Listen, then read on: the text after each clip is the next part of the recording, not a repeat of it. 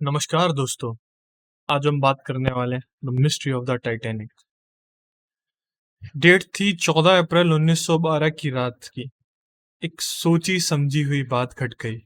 RMS Titanic, अपने समय का सबसे बड़ा और शानदार शिप, एक आइसबर्ग से टकरा गया और नॉर्थ एटलांटिक के ठंडे पानी में डूब गया। एक सदी से ज्यादा बीत चुकी है, लेकिन टाइटैनिक आज भी हमें उलझन में डालती है। क्या वाकई में उस रात को क्या हुआ था? तो शुरुआत करते हैं टाइटैनिक के बर्थ से। हमारी कहानी शुरू होती है बेलफास्ट आयरलैंड से, जहां टाइटैनिक का जन्म हुआ। हार्लैंड और वुल्फ ने व्हाइट स्टार लाइन के लिए टाइटैनिक को बनाया था, जो ओलंपिक क्लास ओशन लाइनर्स में से दूसरा था। नायरमैन 31 मार्च 1909 को शुरू हुआ और लगभग 3 साल में पूरा हुआ। टाइटैनिक एक इंजीनियरिंग मार्वल थी, जो 882 फीट 9 इंच लंबाई और 46,328 टन वजन का थी।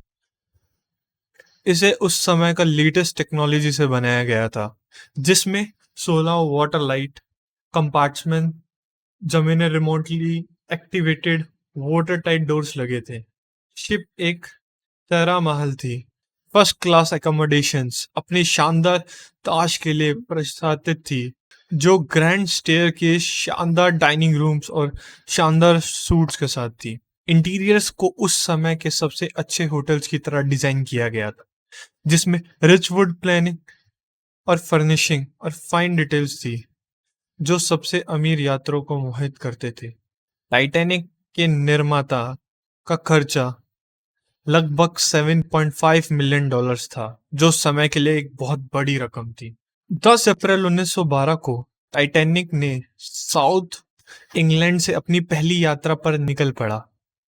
यह एक बड़ी घटना थी, जिससे चाहे भीड़ और मीडिया ने देखा। शिप में 2,224 लोग थे, जिनमें उस समय के कुछ सबसे अमीर व्यक्ति शामिल थे, जैसे जॉन जैकब एस्ट्रोफोर और आइसडोर स्ट्रेस। यहाँ कुछ सेकंड क्लास के यात्री भी थे, जिनमें प्रोफेशनल्स और टूरिस्ट शामिल थे, और थर्ड क्लास यात्री जो मोस्टली अमेरिका में नए जीवन की तलाश में जा रहे इमिग्रेंट्स थे। क्रू के 899 लोग थे, जिनमें ऑफिसर्स, इंजीनियर, स्ट्रोकर्स, स्टीवर्ड्स और कुक शामिल थे। 14 अप्रैल 1912 की रात टाइटैनिक में की यात्रा में एक दुखद मोड़ आया। आइसबर्ग के मल्टीपल वार्निंग्स मिलने के बावजूद शिप लगभग फुल स्पीड पर चल रही। उस रात समुंदर आसमानी रूप से शांत था, जिसे आइसबर्ग को देखना मुश्किल हो गया था, क्योंकि उनके नीचे कोई लहराता पानी की तूफान नहीं था।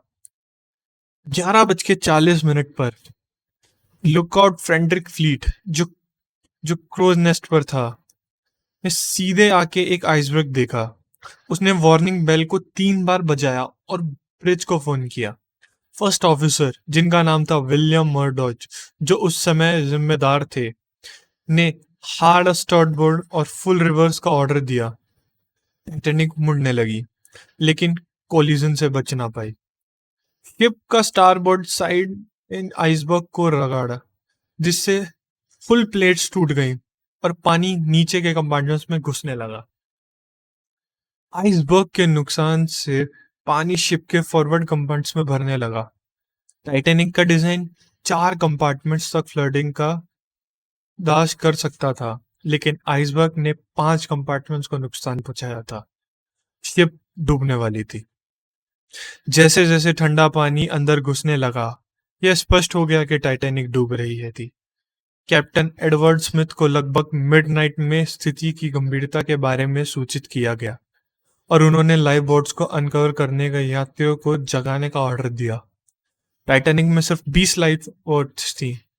टाइटैनिक में सिर्फ 20 लाइफ बोट्स थी, जो केवल आधे लोगों के लिए ही काफी थी, क्योंकि उस समय के मैरीटाइम रेगुलेशंस में सभी के लिए काफी लाइफ बोट्स की जरूरत नहीं थी। लाइफ बोट्स को लोड करना लगभग 12:05 पर शुरू हुआ। यह प्रोसेस अफरा तफरी और से भरा था। काफी लाइफ बोट्स को अधूरा भरा गया क्योंकि कंफ्यूजन और शिप छोड़ने में झिझक थी। पहली लाइफ बोट को 12:45 पर लोअर किया गया, जिसमें केवल 28 लोग थे, जबकि इसकी कैपेसिटी 65 की थी। जैसे जैसे बोझ ज्यादा डूबता गया, डिस्ट्रेस रॉकेट फायर किए गए ताकि नजदीक शिप का ध्यान खींचा जा सके। 1:20 वो गहरा डूब चुका था और शिप का डेक स्टीप एंगल पर था। आखिरी लाइफ बोर्ड को 2:05 पर लॉन्च किया गया, जो अभी भी 1,500 से ज्यादा लोगों को शिप पर छोड़ गया। शिप का स्टेन पानी से भरा उठ गया जब वो और ज्यादा डूबने लगा। लगभग 2:20 पर 15 अप्रैल 1912 वो टाइटैनिक में पानी के नीचे चला गया। हजार यात्रियों और क्रू के लोग ठंडे नॉर्थ एटलांटिक के पानी में संघर्ष करते रहे। शिप का स्टर्न, जो पानी से बाहर उठ गया था, आखिरकार नीचे डूबे गया। 12:17 पर फॉरवर्ड फनल गिर गया, जो और लोगों को नुकसान पहुंचाया। टाइटैनिक दो हिस्सों में टूट गया। तीसरे और चौथे फनल्स के बीच बाउ सेक्शन, जो पानी से भरा हुआ था, जल्दी से ओशन फ्लोर तक चला गया। टाइटैनिक छोटी सी के लिए सीधा खड़ा रहा, फिर पानी से भर गया और डूब गया। लाइफ बोट्स में बैठे सर्वाइवर पानी में गिरे लोगों की चीखें सुन सकते थे, लेकिन कुछ कर नहीं सकते थे। ठंडे पानी ने जल्दी से उन लोगों की जान ले ली। आरएमएस कैरापेटा, जो टाइटैनिक का डिस्ट्रेस कॉल मिला था, रात भर कर शिप के आखिरी ज्ञात स्थान तक पहुंचा। लगभग 4 सुबह के 4 बज चुके थे। कैटापिया ने लाइफ बोट से सर्वाइवर्स को बचाना शुरू किया। पहला लाइफ बोट 4:10 पर उठाया गया और 8:30 बजे तक आखिरी लाइफ बोट को रेस्क्यू किया गया। कारपेथिया के क्रू और पैसेंजर ने अपनी पूरी कोशिश की सर्वाइवर को मदद और कंफर्ट प्रोवाइड करने की। 18 अप्रैल 1912 को कारपेथिया न्यूयॉर्क सिटी पहुंचा 705 सर्वाइवर्स के साथ। टाइटैनिक डूबने की खबर से दुनिया हिल गई। न्यूज़पेपर हीरोइज्म और ट्रेजेडी की कहानियों से भरी हुई थी।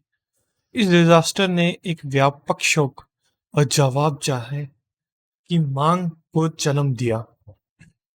इस डिजास्टर के बाद इंक्वायरीज यूनाइटेड स्टेट्स और यूनाइटेड किंगडम में हुई, ताकि पता लग सके कि क्या गलत हुआ और फ्यूचर ट्रेजेडीज कैसे रोकी जा सकती थी। यूनाइटेड स्टेट्स इंक्वायरी, जो सेंटर विलियम एल्डन स्मिथ ने लीड की, 19 अप्रैल 1912 को न्यूयॉर्क सिटी में शुरू हुई। ब्रिटिश इंक्वायरी, जो लॉर्ड मर्सी ने लीड की, 2 मई 1912 को लंदन में शुरू हुई। इंक्वायरीज ने कई कारणों को डिजास्टर के लिए जिम्मेदार पाया। उनमें से कुछ इंपॉर्टेंट डिजास्टर जिम्मेदार ये थे कि लाइफ बोट्स की कमी। टाइटैनिक में सभी पैसेंजर और क्रू के लिए काफी लाइफ बोट्स नहीं। दूसरी कारण ये था कि आइसबर्ग्स वार्निंग से बावजूद जो टाइटैनिक की स्पीड थी, उस पर कोई रोक नहीं लगाया गया।